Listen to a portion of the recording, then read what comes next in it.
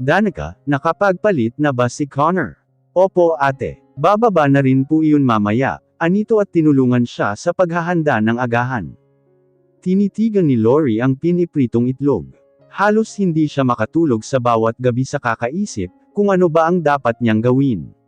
Ngunit sa huli ay pumayag din siya sa gusto ng mga magulang. Natatakot siya sa kung ano ang maaaring gawin ng mga ito, kapag hindi siya pumayag, lalo na at alam ng mga ito kung saan sila nakatira. Hindi na importante kung nagsisinungaling ang mga ito. Ayaw niyang isaalang-alang ang kaligtasan nila ng anak. Sigurado ka ba ate sa gagawin mo? Bakit hindi ka nalang magsumbong sa mga pulis? Naisip na niya iyon, pero problema ito ng kanyang pamilya. Hindi naman ito gaano kalaki, upang magpabantay pa siya sa mga pulis. Pumayag siya sa gusto ng mga magulang, pero siya ang pumili ng lugar kung saan sila magkikita. Siniguro niyang sa publikong lugar sila magkikita, at kung saan madami ang mga tao. Isasama rin niya ang anak, pero hindi niya ito dadalhin sa loob ng kainan. Sa labas lang ito kasama si Danica. Hindi niya ito pwedeng iwan dito sa bahay. Mas makakabuting nakikita niya ito. Tumunog ang cellphone niya. Nasaan ka na Lori? Kanina pa ako nandito, anang mama niya. Malapit na po ako. Pakihinti na lang saglit, sagot niya at pinatay agad ang tawag. Binalingan niya sina Danica at Connor na nakatitig sa kanya. Nasa parke sila kung saan malapit lang sa tagpuan nila. Madami ring mga tao. Kaya bahagya siyang napanatag. Mommy, will you be okay? Lumuhad siya at niyakap si Connor. Alam ng anak niya kung ano ang mangyayari. Wala sana siyang balak na sabihin, pero kapag ginawa niya iyon ay baka hindi ito makikooperate. Noon pa lang ay wala ng interes ang kanyang anak sa mga lolo at lola nito. Hindi nga lang niya alam kung bakit. Hinalikan niya ang pisngi ng anak, at inayos ng mabuti ang sombrero na suot nito. I'll be fine. I promise. Ano nga ulit yung bilin ko? Don't talk to strangers, and stay with Ate Danica. Ngumiti siya. Good boy. Tumayo si Lori at binalingan si Danica. Ikaw na ang bahala dito. Opo ate, huwag po kayong mag-alala. Huminga si Lori at naglakad na paalis. Natigil nga lang siya nang sumigaw ang anak niya. I love you mommy. May kung anong sumundot na kirot sa dibdib ni Lori. Bumalik siya at muling niyakap ang anak. Mommy loves you too so much. Aniya sa naluluhang mga mata. Bakit ba siya nagiging emosyonal, magkikita pa naman sila pagkatapos nito. Umalis na si Lori bago pa siya tuluyang madala ng emosyon. Pumasok siya sa kainan. Inilibot niya ang paningin sa loob. Sakto lang ang dami ng tao. Humigpit ang hawak niya sa strap ng bag niya, nang makita ang pamilyar na balto ng kanyang ina. Biglang bumigat ang mga hakbang niya, habang papalapit sa pwesto nito. Pakiramdam niya ay nakakadena ang kanyang mga paa, nagsusumamo na huwag siyang pumunta doon, na mali itong gagawin niya. Itutuloy pa ba niya ito? Ngunit bago pa magbago ang isip ni Lori, ay namataan na siya ng ina. Lumiwanag ang mukha nito, at sabik na kumaway. Lori, dali, dito. Walang hiya na sigaw nito, kahit na madami ang mga tao. Pinili ni Lori ang pwesto na kanyang uupuan. Pasimple siyang tumingin sa labas. Agad niyang nahanap ang dalawa na iniwan kanina. Nakakandong ang anak niya kay Danica, habang nagka-cellphone ito. Nabaling ang atensyon ni Lori sa kaharap, nang magsalita ito. Grabe anak. Hindi man lang nagbago ang itsura mo. Mukhang bam-ata ka palalo. Sabihin mo naman ang sikreto mo ng bam-ata rin kahit papaano ang mukha ko. Hindi maiwasan ng dalaga na pagmasdan ng ina nito. 7 taon lang ang lumipas, pero mukhang 2 dekada na ang lumipas dito. Maganda ang mama niya dati, pero sobrang tanda na ng itsura nito ngayon. Mukha na itong senior citizen, kahit malayo pa ang edad nito doon. Para na itong dugyutan. Kamusta po kayo? Lakas loob niyang tanong dito. Heto, naghihikahos sa buhay. Simula nang mawala sa amin ang bahay, ay kung saan-saan na lang kami napapadpad. Nagbaba ng ulo si Lori, habang patuloy naman ang ina sa pagsasalita. Alam mo bang naranasan din namin ang matulog sa bangkita? Ang magkalkal ng basura upang may makain. Pagkain na itinapon ng mga mayayaman na iyan. Wala pa ring imek si Lori. Wala naman siyang maisip na sasabihin, kaya hinayaan na lang niya ang ina na magsalita. Kasalanan mo ang lahat ng ito Simula nang lumayas ka, ay puro problema at kamalasan na ang dumating sa amin. Kung sana ay nakinig at sumunod ka lang sa amin noon, ay hindi sana ganito ang buhay namin ngayon ng papa mo. Napasinghap si Lori at hindi makapaniwala na tumingin sa ina. Hanggang ngayon pa rin ba, ay siya ang sinisisi ng mga ito? Lumayas man siya pero hindi niya hawak ang buhay ng mga ito. Nangyayari ang lahat ng mga ito, dahil sa mga maling desisyon ng mga ito sa buhay. Pinapante niyo lang ba ako dito para sumbatan? Pasensya na po. Suway nito sa kanya at nagtawag ng waiter, ilibre mo nga ako. Alam kong madami kang pera ngayon, kaya huwag kang madamit. Hindi na amangal si Lori, at hinayaan ang ina na pumili ng mga gusto nitong pagkain. Ang problema nga lang ay in-order lahat nito ang nasa menu. Hindi na niya ito napigilan na sitahin pagkaalis ng waiter. Bakit ang dami nyo naman po at ang in-order? Hindi nyo naman po iyon makakain lahat. Ipapabalot ko ang iba para sa papa mo. Nakaramdam ng pagkaawa si Lori para sa mga ito. Gusto niyang makausap ng matino ang kanyang ina, pero puro panunumbat naman ang lumalabas sa mga bibig nito.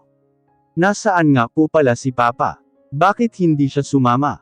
Nasa bahay. Masama ang pakiramdam. Hihingi rin ako ng pera para pambili ng gamot niya. Sige, may 5,000 ako dito. 5,000. Nagbibiro ka ba, Lori? Ano ang mabibili ng 5,000? Gawin mong 15,000. Hindi agad siya nakahuma. 15,000. Ang laki naman ata. Oh, so dinadamutan mo kaming mga magulang mo. Ngayon lang kami hihingi ng pera sa iyo, pero ayaw mo pa. Maliit pa nga iyang hinihingi ko eh. Dapat 50. Oo, at meron siyang kaunting na itatabi pero para iyon sa savings, at pag-aaral ng anak niya. Kakasimula pa lang niya sa trabaho, kaya hindi pa ganun kalaki ang ipon niya. Bibigyan naman niya ito eh. Pero ang gusto ng kanyang ina ay simutin lahat ng pera niya. Mabuti na lang at dumating na ang ilan sa mga in-order nito. Agad na nilantakan ng kanyang ina ang mga pagkain. Sobrang bilis nitong kumain, na para bang hindi kumain ng ilang taon. Hindi na rin ata nitong inunguya ang pagkain, lunok agad. Oo nga pala. Tumawag noong nakaraang linggo si Mr. Lim. Tinatanong kung nahanap ka na raw ba namin. Alam mo bang gustong-gusto ka pa rin ng matandang iyon? Sinabi niyang tatanggapin niya raw ang anak mo. Basta makasal lang kayo. At kapag nangyari iyon, ay nangangako siya na ibabalik ang negosyo at mga ari-arian natin na nasa kanya. Ayaw mo ba nun? Magkakaroon na ng ama ang anak mo. Gustong masuka ni Lori sa mga pinagsasabi ng ina. Hindi niya mapigilan ang makaramdam ng pandidiri. Maayos na ang buhay nila, kaya bakit niya iyon gagawin? Isa nga sa mga rason kung bakit siya lumayas noon, ay dahil ayaw niyang magpakasal sa matanda. At gagawin pa nitong anak si Connor. Hindi siya papayag. May ama ito at sobrang gwapo pa. Kulang-kulang nga lang ang isip pero ayos na. I'm sorry ma pero hindi iyan mangyayari kahit kailan, pinal niyang sagot. Muling binalingan ni Lori ang pwesto nila Danica at Connor. Nangunot ang noo niya, nang makita kung sino ang kasama ng mga ito. Si Gail. Anong ginagawa ng lalaking iyon dito? Ang taas mo nang magsalita ah. Ano may ipinagmamalaki ka na ba? Hindi niya pinansin ang kaharap niyang putak ng putak. Nanatiling nakatutok ang mga mata niya sa labas. Tumayo si Gail at hinawakan ang kamay ng kanyang anak, at hinhila ito upang maglakad. Si Danica naman ay nakasunod sa mga ito. Kumunot ang noo niya, nang mapagmasdan ng mabuti ang kabuuan ng binata. Oo nga at hindi niya ito nakita ng ilang araw, pero normal bang pamayat ito ng ganun? Hindi ganito ang katawan ni Gail ah. Naningkit pa ang mga mata ni Lori. Bakit parang lumiit din ito ng ilang pulgada? Wala sa sariling binalingan niya ang ina, na ganado pa rin sa pagkain. Matalim niya itong tinitigan. Dama ko ang tingin niya sa leeg nito, at dahil sa bahagyang nahawi na buhok, ay nasilayan niya ang dragon na tattoo doon. Pakiramdam ni Lori ay lumobo ang ulo niya, nang maalala muli ang sinabi sa kanya noon ni Juliet. Sumali ang mga magulang mo sa kulto. Paderag na tumayo si Lori, at malakas na lumikha ng ingay ang natamba na upuan. Sa isang iglap lang ay nakalabas na siya ng kainan. Tumakbo siya kung saan niya iniwan ang anak kanina, pero wala na ang mga ito doon. Mabilis na tumatambol ang puso niya sa kaba. Connor, lakad-takbo ang ginawa niya, habang hinahanap si Danica at ang anak niya. Connor, sigaw na niya sa pinaghalong pangamba at takot. Nalibot na ata niya ang buong parke, pero hindi niya mahanap ang mga ito. Muling nagbalik sa kanya ang takot na naramdaman, noong nangyari ang pamamaril sa paaralan ng anak. Sinapo niya ang kanyang dibdib, hanggang sa tuluyan nang bumuhos ang kanyang mga luha. Nawawala na naman ang anak niya. At dahil iyon sa kapabayaan niya, humagulgol siya ng iyak. Ano ang gagawin niya? Sino ang hihingian niya ng tulong? Madaling bumalik sa kainan si Lori, upang kumprontahin ang ina, pero pagdating niya sa kanilang mesa, ay wala na ito doon. Wala na rin ang mga sandamakmak na pagkain. Kumuyam ang mga kamao niya sa matinding galit. May kinalaman ang mga magulang niya sa pagkakadukot sa anak niya. Hindi man niya alam kung bakit may kamukha si Gail, pero nasisiguro niyang hindi ito ang binata. Hindi na rin niya makontak si Danica. Ma'am, mabuti at bumalik po kayo. Tumakbo na lang po kasi ang kasama niyo kanina, nang makuha ang mga pinabalot niyang pagkain. Hindi na nagbayad. Mama niyo po ba iyon? Bakit ganun? Ito nga po pala ang bill. Hindi na nagreklamo pa si Lori, nang makita kung magkano ang babayaran niya. Wala na siyang oras doon. Mabilis siyang dumukot ng pera sa wallet niya. Doon niya nakita ang business card na ibinigay sa kanya ni Ren noon. Biglang pumasok sa isip niya si Kaiser. Siya lang ang nakikita niyang pwedeng lapitan ngayon. Kakapalan na niya ang kanyang mukha. Wala nang oras pa para sa hiya-hiya. Hello, this is Gunner Ren. How can I help you? Ren, si Lori ito. Natatandaan mo pa ba ako? Aniya sa nagmamadaling boses. Patingin-tingin din siya sa paligid, dahil baka may makita siyang kainahinala ang galaw. Lori, anito na parang inaalala siya. Oh hey, it's you. I'm glad that you called me. Bakit ka napatawag? May problema ba dyan sa tinitirhan nyo? Sa inyo na yan. Hindi yun ang itinawag ko. May number ka ba ni Kaiser? Kailangan ko kasi siyang makausap eh. Si Kai. Oo, nandito siya. Kasama ko. Nabuhayan ng loob si Lori. Pwede bang pakibigay sa kanya ang cellphone? May emergency lang kasi. Please. Pakibilisan, aniya sa nagmamakaawang boses. Naiiyak na naman siya, pero kinalma niya ang kanyang sarili. Sa kabilang linya ay naguguluhan naman si Ren. Pakiramdam niya ay may mali sa kausap niya. May problema kaya ang dalaga. Bakit nito hinahanap si Kaiser? Wait, saglit lang, aniya dito. Lumapit siya sa katabing upuan. At kinilabot si Kaiser na may binabasang dokumento. Bakit? Bamulong siya sa tenga nito, at bahagyang sinulyapan si Gail sa dulo ng mesa. Seryoso ito na nakaharap sa laptop. Magdududa ang unggoy na ito, kapag nalaman na may ugnayan silang dalawa ni Kaiser sa dalaga. Nasa kabilang linya si Lori. Gusto ka raw niyang makausap. Importante raw, maliit ang boses na sinabi niya. Si Lori, lumingon pa ito sa kanya, kaya muntikan na silang magkahalikan. Iwaw, may balak ka pa atang halikan itong lips ko. Sinampal pa niya ang pisngi ni Kaiser. Sinaman siya ng tingin nito, at hinablot ang cellphone niya. Matalim ang mga mata na sumulyap sa gawin nila si Gail. Sino iyang kausap niyo? Bakit nagbubulungan kayo? May pagdududa na tanong nito. Wala, sagot niya. Nagpas siyang lumabas si Kaiser sa kwarto, upang kausapin ang dalaga. This is a rare case. Ang tumawag ang dalaga upang kausapin siya, ay siguradong importante nga ang sasabihin nito. Lori, si Kaiser ito. May sasabihin ka raw sa akin. Kaiser, kailangan ko ng tulong mo, anito sa basag na boses. Kumunot ang noo niya, at nagsimula ng matarante nang marinig niya ang sunod-sunod na pag-iyak ng dalaga. Hey, wait, calm down. Bakit ka umiiyak? May masakit ba sa iyo? Napilayan ka ba? Masakit ba ang tiyan mo? Nasaan ka? Gusto mo bang dalhan kita ng gamot? May taning na ba ang buhay mo? Sinapak ni Kaiser ang kanyang sarili. Ano ba itong mga pinagsasabi niya? Ramdam niya kasi ang urgency sa boses ng dalaga, kaya hindi rin niya mapigilan ang mataranta. Suminok ito at nagsalita. Si Gail, dinukot niya ang anak ko at ang nani niya. Pero sigurado akong hindi ang pinsan mo iyon pero kamukha niya. Kaiser please, tulungan mo sana akong hanapin ang anak ko. Ano? Amawang ang labi niya sa mga narinig, may kamukha si Gail. Paano nangyari iyon? Naguguluhan niyang tanong. May kambal ba ang pinsan niya na hindi nila alam? Hindi ko alam. Pero natitiyak kung hindi siya iyon. May pagkadesperada na sa boses nito. Hindi nga si Gale yun dahil nandito ang pinsan niya. E sino ang lalaki na iyon? Nagpanggap ba ito para makalapit kay Connor upang dukutin? Pero bakit naman ito dudukutin?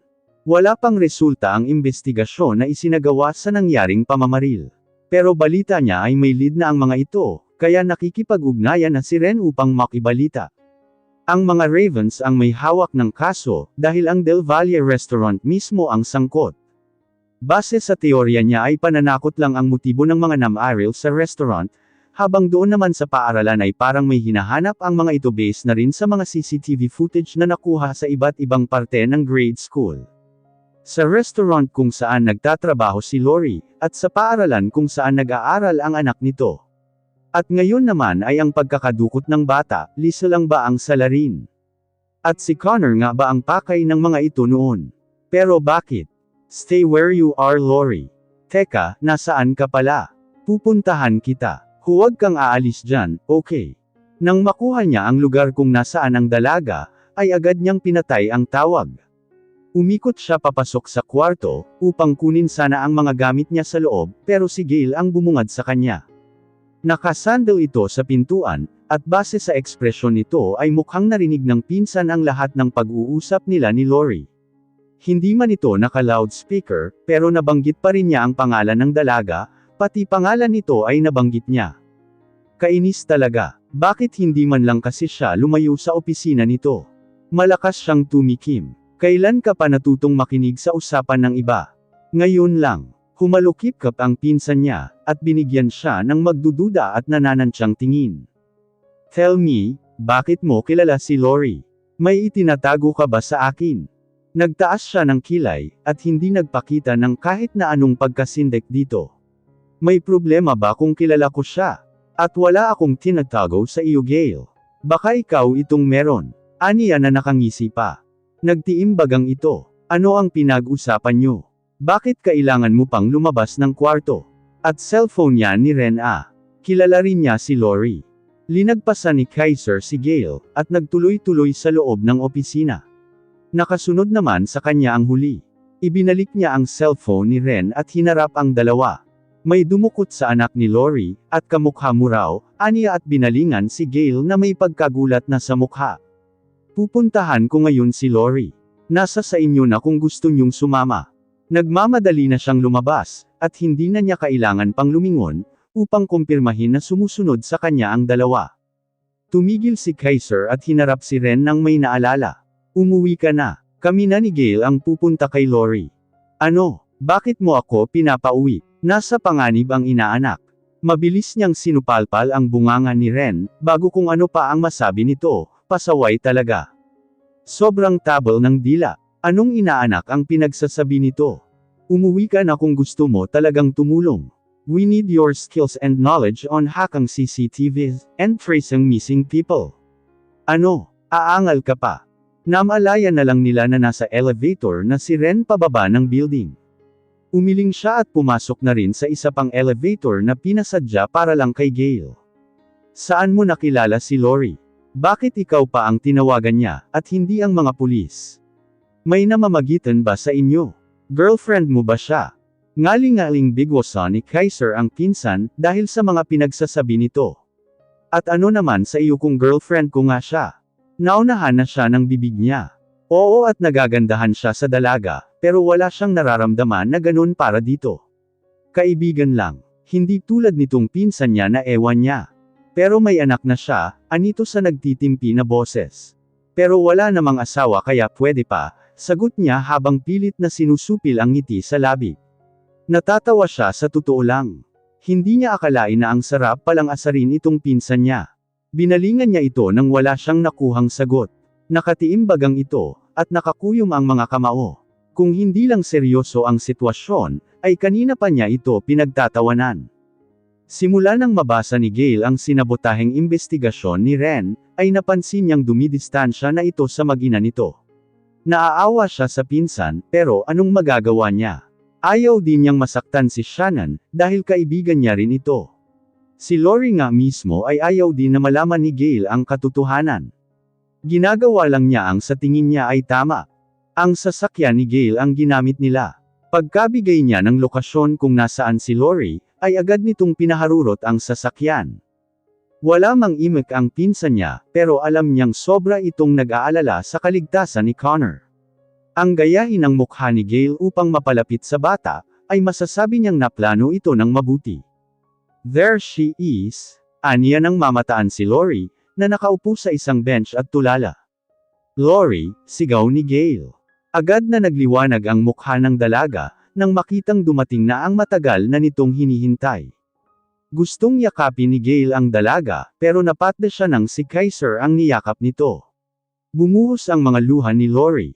Natatakot ako, Kaiser. Baka kung ano ang gawin nila sa anak ko, iyak nito sa bisig ng kanyang pinsan. Parang sinusuntok ang tiyan ni Gale, habang pinapanood ang dalawa. Nagngingit-ngit ang loob niya sa matinding selos, dahil sa eksenang nakikita. Nagtiimbagang siya, at pinaghiwalay niya ang mga ito. Itigil nyo na muna iyang landian nyo. Kailangan nating hanapin si Connor.